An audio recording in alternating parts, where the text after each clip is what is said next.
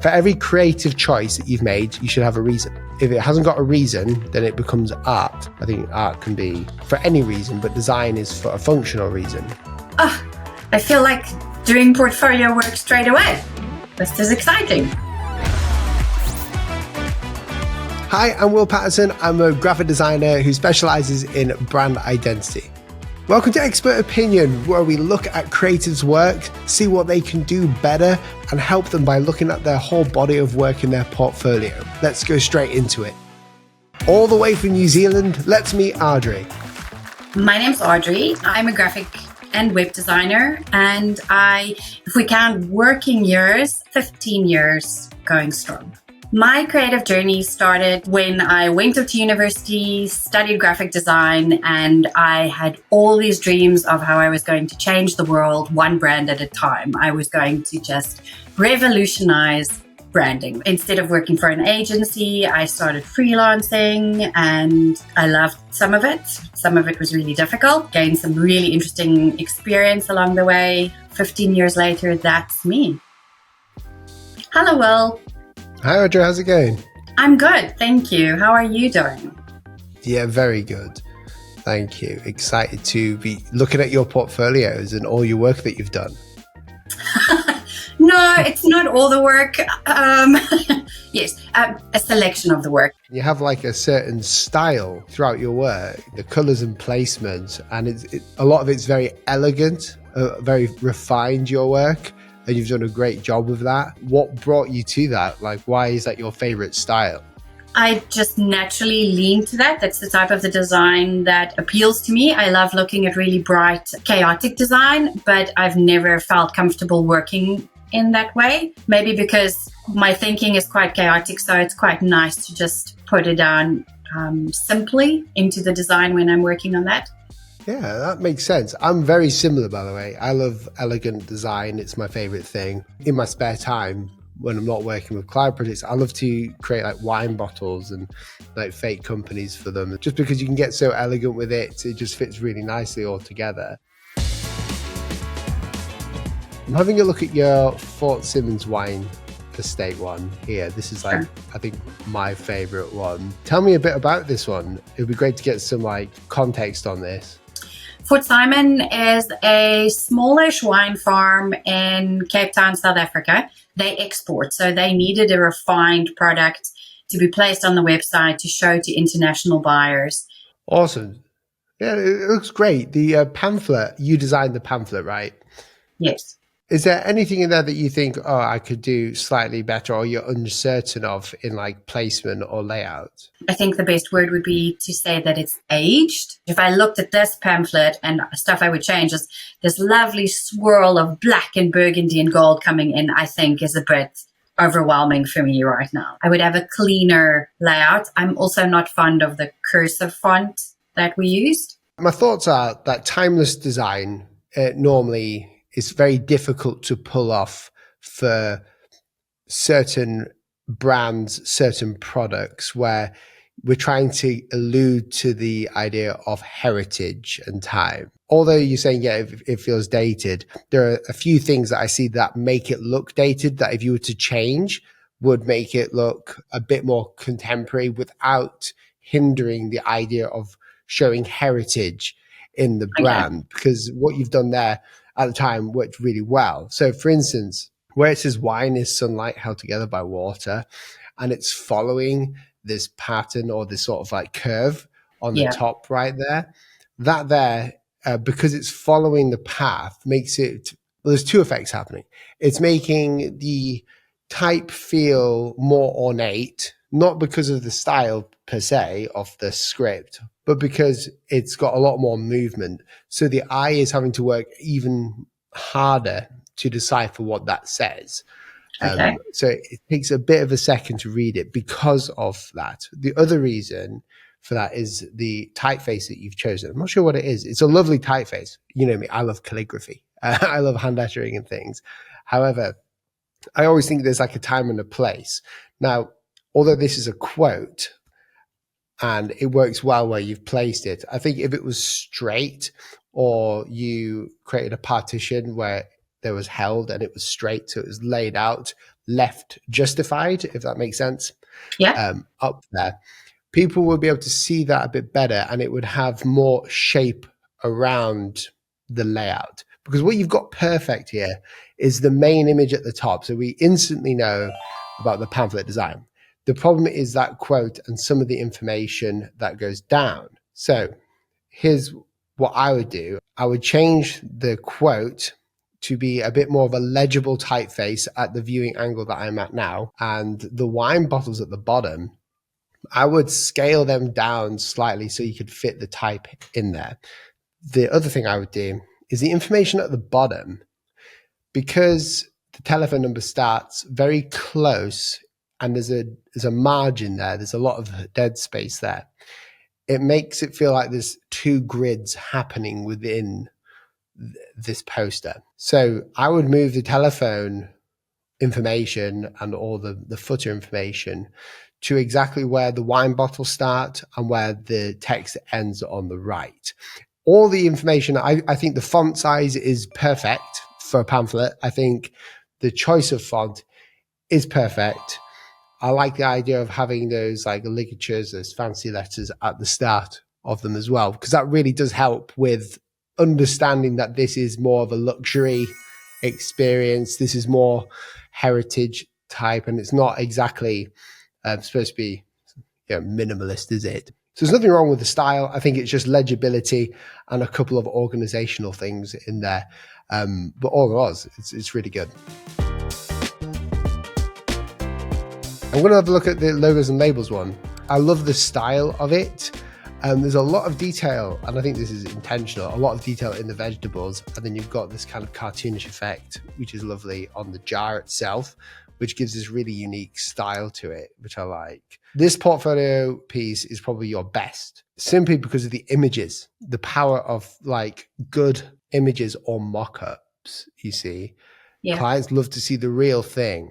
And if there's ever a time that you could go and get an actual physical representation of the work that you've done, do it and get it on your portfolio as fast as you can, because that is like, it bridges the gap between fantasy and the reality of your work. It's not this concept anymore. It's a real thing. And it really takes you from a different place of being a graphic designer that does like logos to, no, you help create products. So you're instantly increasing your value straight away. The color choice is interesting. Is it teal? Yes. Teal. What made you choose teal? After I'd spent time with this client, and every time she showed up at a meeting, she was wearing a shade of this. I just felt it had to be a part of the identity that she was putting on her product. Okay. That would be great to put in the portfolio as well. If I have to ask that, then that's like, because it's a strange color, but not in a negative way. It's just a strange color for such a product like this, which has benefits, such as it stands out as a brand in the market that it's in, because it's quite bright, yet the actual products are quite brown and gold. They've got these like nice earthy colors. So this teal and coral, I believe that's the color, I think, it really pops out. Basically what I'm saying is, would love to know why, because people will be going, oh, that's a strange color. It's not a bad color. It's just strange. And if there's anything like that, they would love to know. So an explanation on that, as well as even when you have something like this, the color here, it would be good to have like the swatches provided of the hex codes, just for people like me to nerd out on, just because it's like an interesting color combination there. Now, for the logo in general, you've chosen very geometric font. This isn't a font. You've created this, right? Yes. It started with a font and then it became a creation. I think the A was the departure point, but I wouldn't be able to tell you which font I started with. So there's a few things about the logo, if I may explain, that can that would elevate the whole experience. I like the idea of what you've done. However, there's a few inconsistencies that may be hard to spot when you're in it, because we all get tunnel vision. One of them is the A the actual stroke of the A, so the thickness is quite a lot thicker than the C.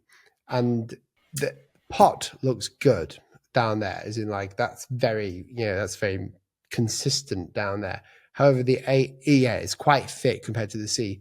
So when I'm blurring my vision, and when I blur it, I can see a huge A. And a great way of working this out is by going into, when you're creating it in Illustrator or whatever program you use, is to just put a quick Gaussian blur effect on it, just to see if there's any inconsistencies. Because when we get tunnel vision as designers, we don't see these things because we're so focused on like creating something that we always, and I'm terrible for this, we always miss like things that are obvious to other people. That's just the nature of the game. So that's one thing. The other thing is where the round part of the O, so you've got the stem on the A, and then the round part, I want to like click on the A itself, like the O part, and just like use my keyboard arrow keys just to move it a couple of points, because I can see a bit of the stem of the A there, and in the P as well. So with that, it doesn't have the desired effect. And because it's so geometric, it's so easy to spot these mistakes as well. Because if you notice, like typography, it's all about illusions. It's really strange. Like we look at type and we go, why can't we design it like that? And it always looks a bit different. And it's because type designers use illusions to make you see things. A great example of this is something called overshooting. So for instance, the I would put that dot slightly higher than where it currently is, because the I looks very small. And the A, in comparison to the L should come down ever so slightly. And the reason why is because the way that our brains perceive rounded objects makes it look shorter than their straight counterparts. So for instance, this L, even though it's exactly in line with the A, to the mind, the way that humans work, is that the A itself looks smaller in comparison to the L. So we have to do something called overshooting. And that's where you take a slight part of the A and we just, very small amount, just make it slightly larger or taller so it comes up above the X height. And that way our brains will think, oh, that's very normal. Yeah, that looks perfect. So everything in graphic design that we see in type design as well is basically a lie. We have to like really double check things, and it can be quite tedious to go into. So those are just a couple of things about the logo that I would do, and just changing it to be a bit more consistent. So each line is the same thickness throughout, and making sure that it looks good when it's scaled up and down is something that I would do. The great part about it is the label here. The only problem is the S on Paisang looks like a J. That's my only thing. The placement of everything is great. I love the fact that you've got the ingredients underneath placed correctly. It's a very free-flowing design and the images look great.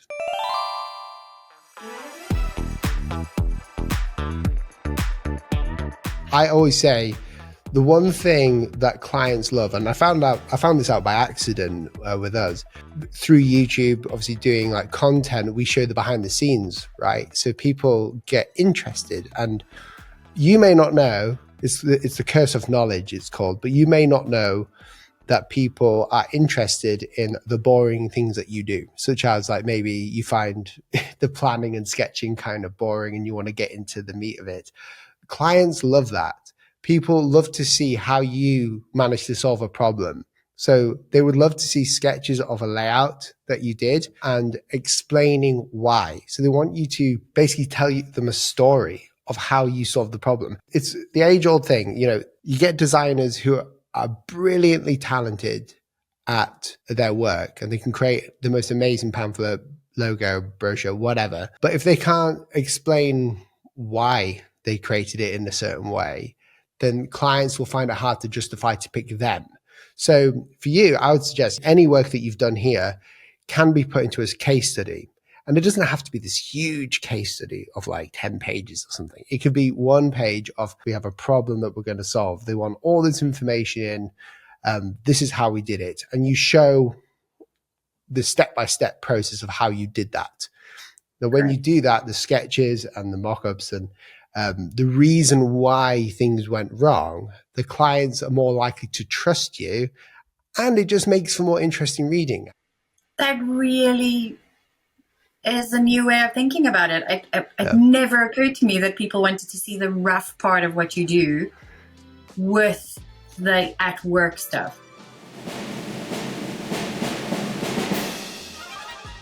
Okay, Adri, I think you need to rework certain parts of your portfolio. Some parts in there don't make sense, such as the first lettering that you have for the Silapot. Some of the lettering in there isn't consistent, and I think that is a vital part of a logo design. This doesn't mean that your work is bad.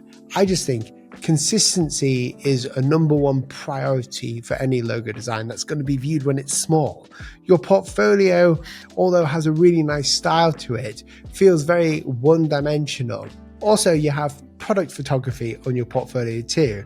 And although you don't want to do product photography, you've still got the product photography on there, which is going to drive photography clients to your doorstep. If you want to be doing logo designs and doing more brand identities, focus more on the portfolio pieces by telling a story.